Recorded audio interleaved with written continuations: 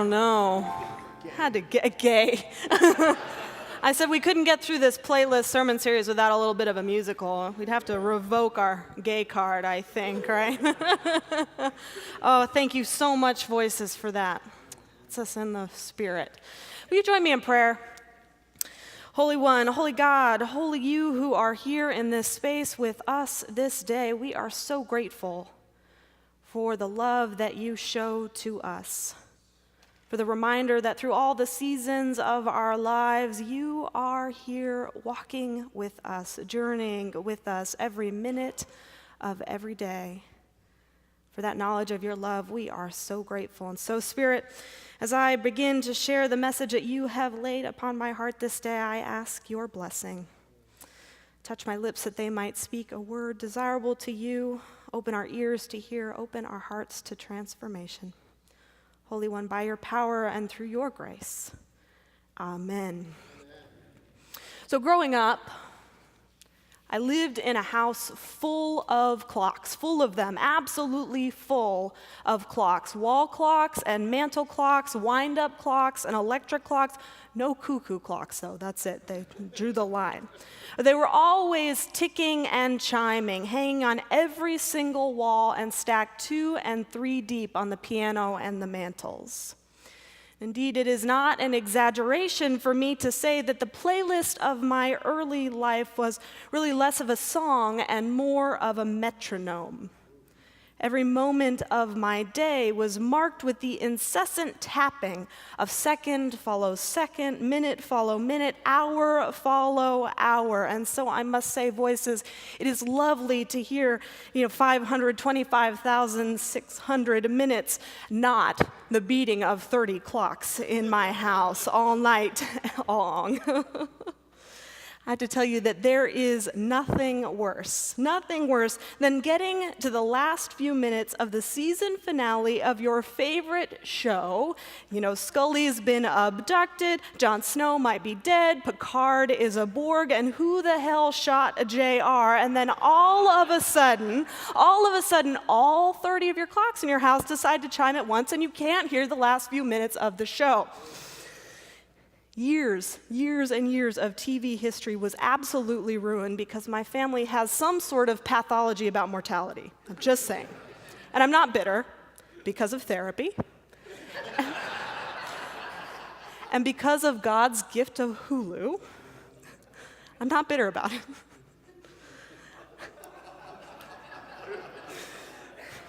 But in all seriousness, I'm actually very grateful for the many, many, many clocks that were nailed to the walls of my childhood home. I'm really grateful for all of the passing of time, not because it marked the minutes of my life, but because it marked meaning in my life. Over the last several days, as I've been reflecting on this song that continues today's playlist series, Seasons of Love, from the Broadway musical Rent, I was touched by a memory of all of those clocks that still hang in my parents' home. I remember the sturdy Cazares-Thomas that hung in the dining room with its bold but smooth chime that still tolls on every hour. As a young child, I remember the feeling of transition and anticipation as the clock chimed 8 chimes that would send me to bed each night, and the 7 chimes that would send me to school each morning. I remembered lying in bed on Christmas morning, waiting for those 6 glorious dings and the Christmas tree lights to come on, knowing that by then surely Santa Claus had come and gone and I could safely rouse my family from their Christmas slumbers.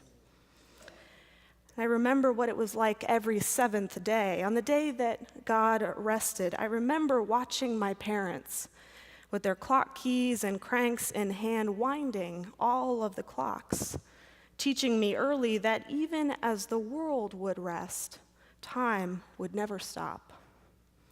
I remember the joy I felt when I was finally tall enough and strong enough to use those heavy metal keys on my own. I remember feeling the spirit of resurrection in my own 2 hands as I wound the clocks to new life. When we are face to face with a clock, we see the forward progression of time. We see moments and seconds and minutes and hours, and we hear the constant ticking and chiming. When we're face to face with a clock, we are reminded that time is that elusive but pervasive element that governs each and every one of us, and that the passing of time is something that we cannot avoid. And yet, as the song Seasons of Love reminds us, we know that life is so much more than a series of seconds and minutes and hours and days. That it is not the minutes of our lives that matter, but the moments that give our lives meaning. Now, many of you know that I cannot possibly preach a sermon without doing some sort of explanation of ancient Greek words. So rather than feeling badly about that, I'm just going to roll with my internal inclinations. So, like we recognize innately, the ancient Greeks recognized philosophically and linguistically that there is a natural tension between time that passes in minutes and time that passes in moments. So they rolled with their internal inclinations and did as they were prone to do and made up some words to describe this profound tension. These words, which we still use, are chronos and kairos. Professor Lonnie Cliver wrote, "Chronos, the word from which we get the root of the word chronology, is sequential time. Chronos is the time of clocks and calendars. It can be quantified and measured. Chronos is linear, moving inexorably out of the determined past into the determinable future. It has no freedom. It is time that marches on. It is time that is measured in seconds and minutes, days, weeks, months, and years. It is birthdays and anniversaries, deadlines, and due dates. Chronos is time ticking toward its end, time that never stands still. It is Chronos that allows us to sing a song about time, 525,600 minutes. 525,600 minutes in every year. But Kairos is something different. Kairos is numinous time, magical time. It is time of festivals and fantasies. It cannot be controlled or possessed. Kairos is circular, dancing back and forth here and there without beginning or ending. It knows no boundaries. Kairos can't be quantified. It can only be qualified. We cannot plan it. We can only receive it. We cannot create it. We can only open ourselves up to it, ready to be transformed by it. Kairos is the right time, the opportune time, the time when all stands still and we are filled with new understanding, new perspective, new visions of what is and could be. Kairos is not the time of minutes. It is the time of moments. It's the time out of which memories are made and new dreams are created. It is daylight and sunsets and midnights and cups of coffee. It is inches and miles and laughter and strife. And it is love.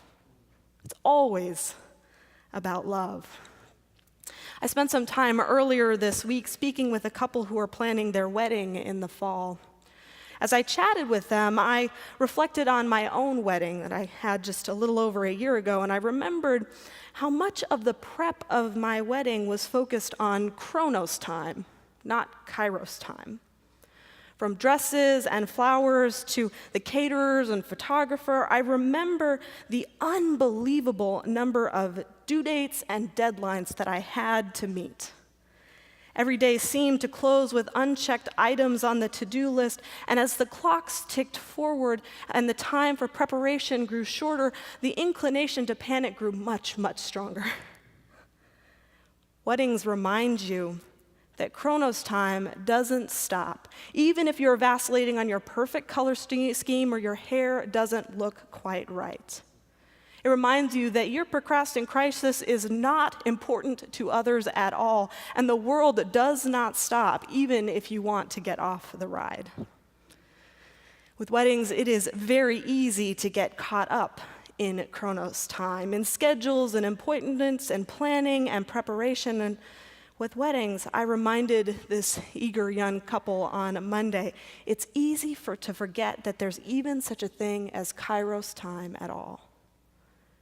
It's easy to forget those special, intimate moments between yourself and your loved one, to ignore those vulnerable moments of tender care.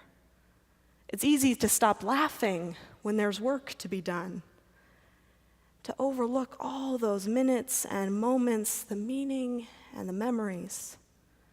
It is easy to forget about the love.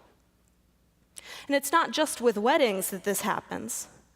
Our entire lives function within the tension of Chronos and Kairos time. Our lives need the order that is brought to us by this Chronos time, for it is this manifestation of this time that moves us from point A to point B. It drives forward momentum. It holds us accountable to ourselves and to others. But just as our lives are ordered by Chronos time, our lives are made by Kairos time. It is a time, as I said, when memories are built, when wisdom is gained, when we come to fresh insights and new perspectives. Chronos is what structures life. Kairos is what gives meaning to it. And so caught in the tension of structure and meaning of time declared and transformation foretold of Chronos and Kairos, our song for reflection tonight, Seasons of Love, asks us this question. 525,600 minutes. 525,000 moments so dear. 525,600 minutes. How do you measure a year? We live in a society that places value, measures value in our life on Chronos time. We live in a world that marks our successes by work weeks and due dates and quantifies our worth by overtime and overcommitment. Productivity is paramount, and we can't survive but for keeping score. Our days are judged by the bottom line, and enough is never enough. 525,600 minutes. Is Chronos time really how we want to measure our year? Or can we measure it in love? Can we measure it in daylights and sunset, midnights and cups of coffee? How about inches and miles and laughter and yes, even strife? Can we measure our lives in 525,600 moments? Or maybe 525,000 journeys to plan? Can we measure it in love? As Christians, as people of faith, as followers of Jesus, we cannot orient ourselves in time without using the language of love. For when we speak of hope, of new life, of resurrection, of God's presence on earth, we are speaking the language of God's deep, deep, deep love for us. We are speaking about God's love that knows no boundaries, that is confined by no thing. We are speaking of love that breaks in and pulls us out. We are speaking of the love that is proud of all that we are and all that we are called to be. We are speaking the word, the language of love that cannot ever be separated from us. Not by death, not by life, not by angels or demons, not by our fears for today or our worries for tomorrow, not by anything in all of creation, not even time itself. 525,600 moments. 525,600 moments so dear. 525,600 moments. How do you measure a life in your year? People of God, let it be about love. Let it be about daylights and sunsets, midnights and cups of coffee. Let it be about laughter and heartbreak and adventure and joy. Let it be about love. To quote the song, let it be about the love that comes from up above. People of God, my prayer for you is this: may you measure your life in love.